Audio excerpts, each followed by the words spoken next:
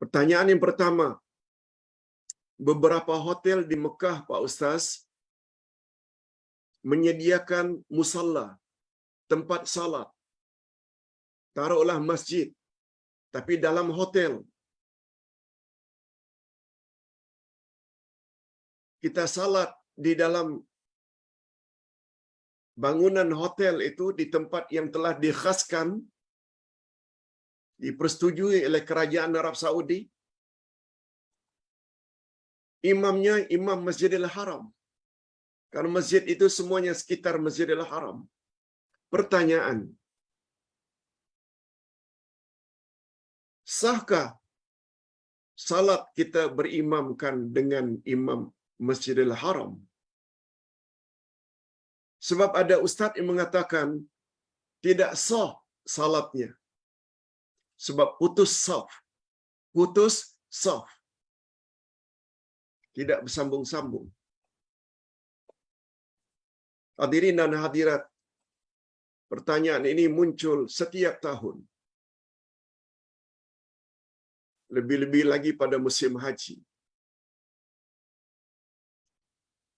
Ustaz menerima soalan seperti ini barangkali ratusan kali dah. Coba dengar jawaban Ustaz. Pertama sekali,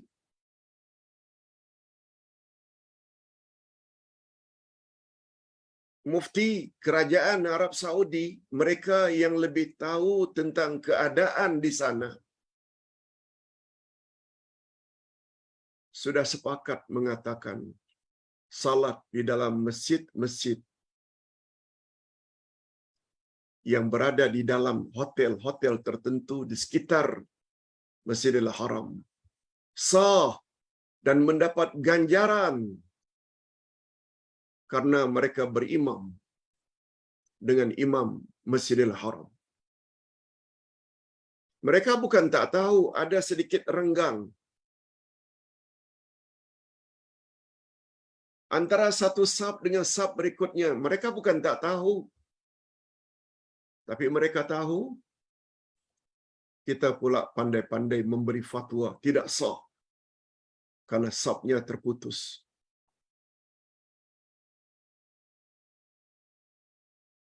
Panjangnya saf tidak mengurangi ganjaran pahala salat berjamaah. Nabi Muhammad sallallahu alaihi wasallam pernah menyebut, seseorang akan dapat ganjaran pahala salat dalam Masjid Nabawi. Kan Masjidil Haram Mekah ganjarannya sama dengan 100,000 kali. Bila salat di Madinah, Masjid Nabawi dapat 1,000. Kata Nabi, ganjaran 1,000 salat di Masjid Nabawi tetap akan kamu dapati. Walaupun saf itu sampai di Sana'a. Sana'a itu adalah ibu kota Yaman Utara. Sana'a. Beribu-ribu batu.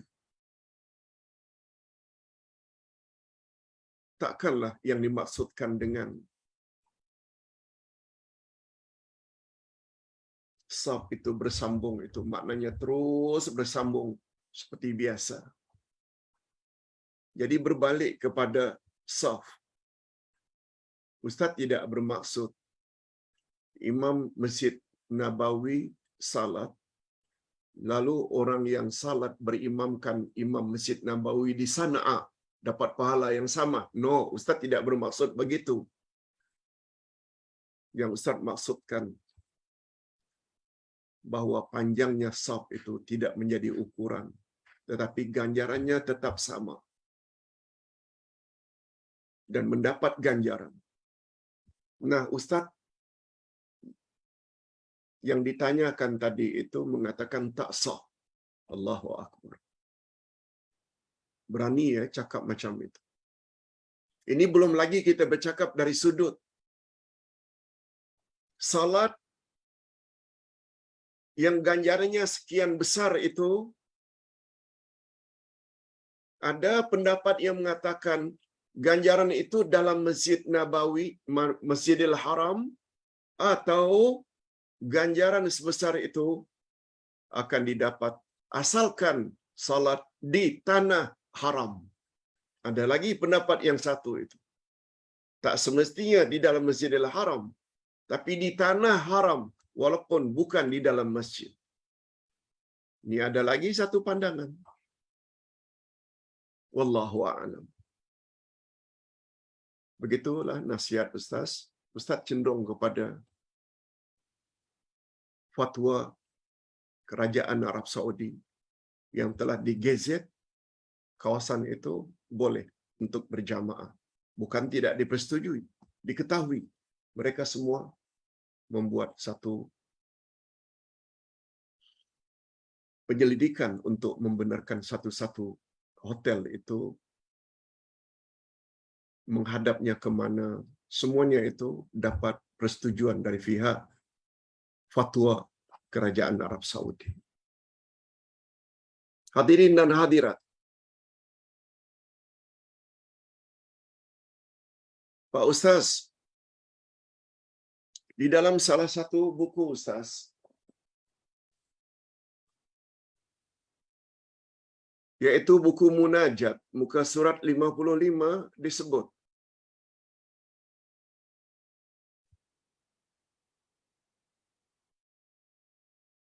di dalam wirid istighfar,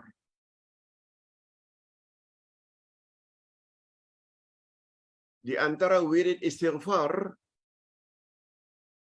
muka surat 55, kita digalakkan supaya membaca wajjahtu wajhiya lilladzi fataras samawati wal arda hanifa wama ana minal musyrikin. Inna salati wa nusuki wa mahyaya wa mamati lillahi rabbil alamin. La syarika lahu wa bidzalika umirtu wa ana minal muslimin. Ini kan kita baca sebagai doa iftitah. Majoriti umat Islam Nusantara baca doa iftitah ini, wajjahtu wajhiya. Walaupun kita tahu ada doa iftitah yang lain. Antara lain yang pendek, Allahu Akbar kabira walhamdulillahi katsira subhanallahi bukrata wa asila. Ada lagi, Allahumma ba'id baini wa baina khataayaya kama ba'adta bainal masyriqi wal maghrib. Ada bermacam-macam doa iftitah. Satu di antaranya wajjahtu wajhiya ini. Yang jadi pertanyaan, apa makna nusuki? Inna salati wa nusuki wa mahyaya wa mamati. Sesungguhnya salatku, wa nusuki, dan sembelihanku, wa mahyaya, dan hidupku, dan matiku semata-mata untuk Allah Tuhan sekalian alam. Inna salati wa nusuki, sesungguhnya salatku, wa nusuki, dan sembelihanku. Sembelihan di sini dengan makna korban. Sembelihan di sini dengan makna korbanku. Hadirin dan hadirat, sama ada korban ini dengan makna pengorbanan atau korban yang kita buat pada setiap hari raya haji. Itu juga adalah ibadat. Kita buat itu semata-mata karena Allah. Kan korban itu dinamakan korban bila disembelih. Dan sembelih adalah termasuk salah satu ibadat yang kita kategori dalam ibadat harta. Sebab untuk menyembelih binatang perlu ada duit. Dan binatang itu adalah harta yang kita miliki. Tak ada masalah. Itu maknanya. Sembelihan dengan makna korban yang telah kita korbankan. Pak Ustaz,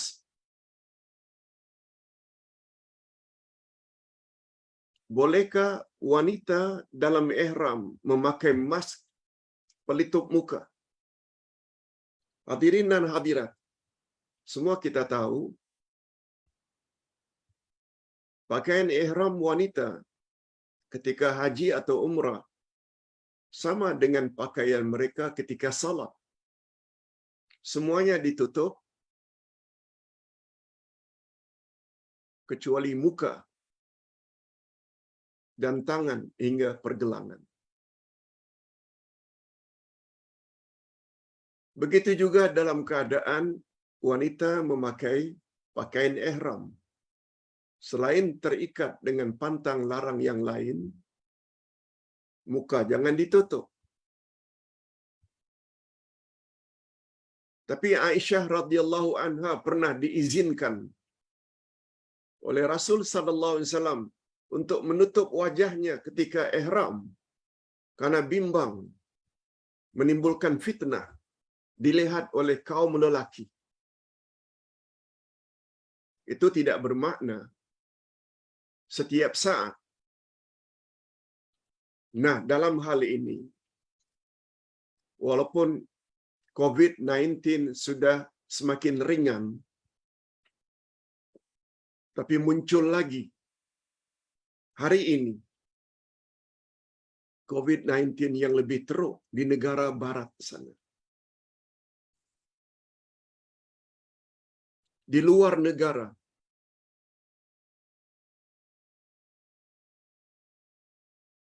hatta di Malaysia, walaupun kita telah dibenarkan untuk tidak lagi pakai pelitup muka, tapi bagi siapa yang merasa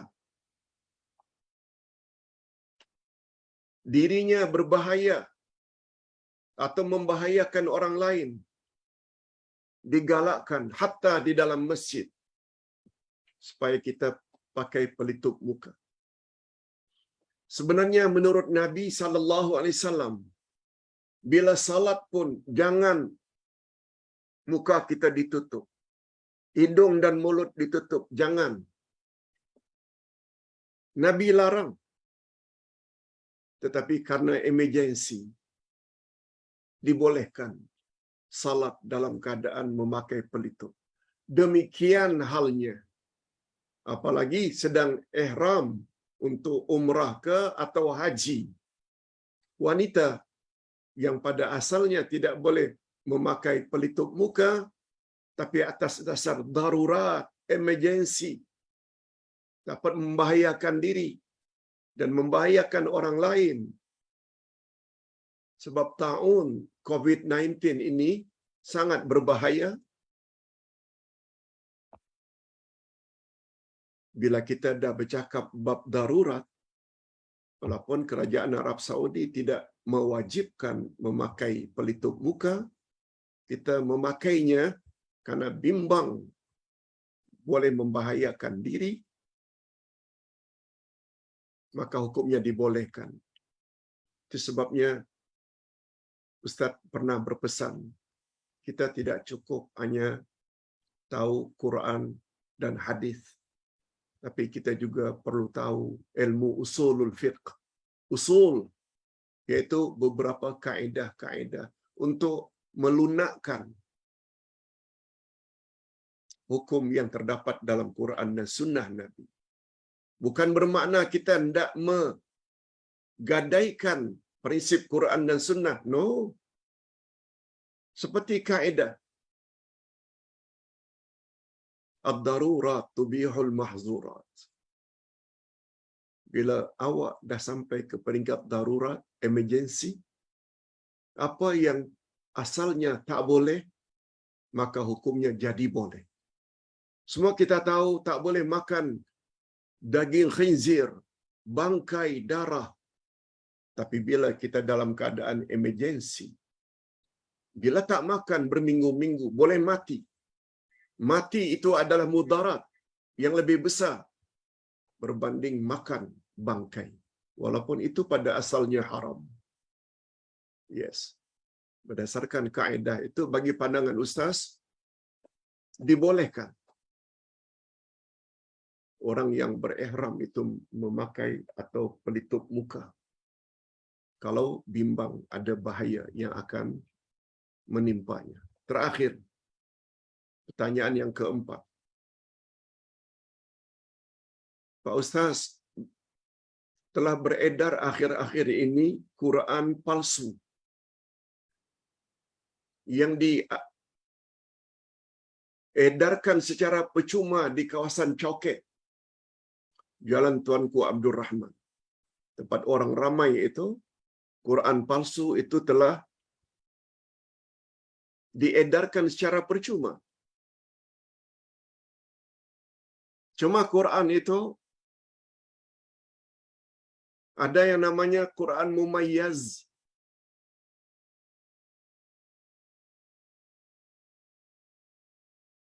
Ada yang namanya wakaf dan ibtida'. Terdapat beberapa surah yang tidak dicantumkan dalam Quran itu.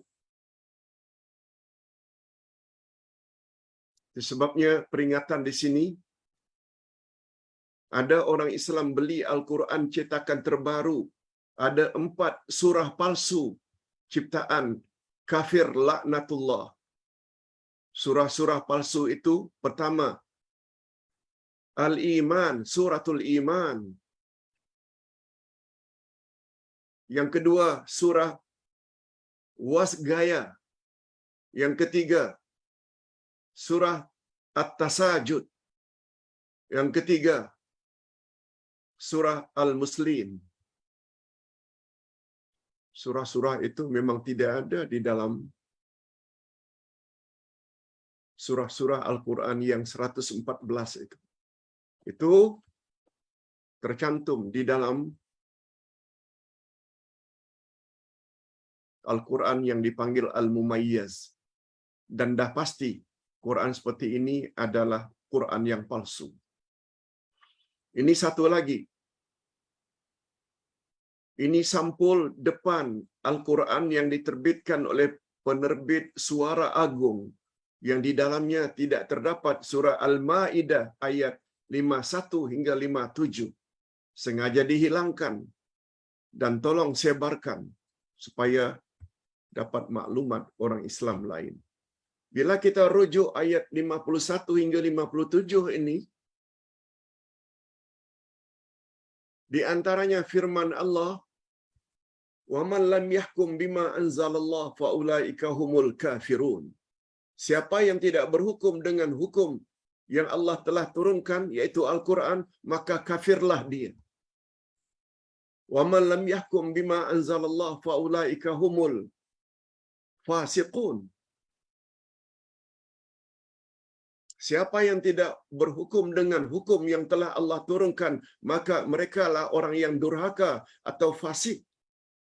"Wa man lam yahkum bima anzalallah fa ulaika humuz zalimun." Siapa yang tidak berhukum dengan hukum Allah, merekalah orang yang zalim. Itu ayat itu tuh dibuang dari Quran palsu tersebut. Umat Islam perlu berhati-hati bila membeli Al-Quran. Tapi kita kena yakin dengan firman Allah ayat 9 dari surat Al-Hujr. "Inna nahnu nazzalna dzikra wa inna lahu lahafizun."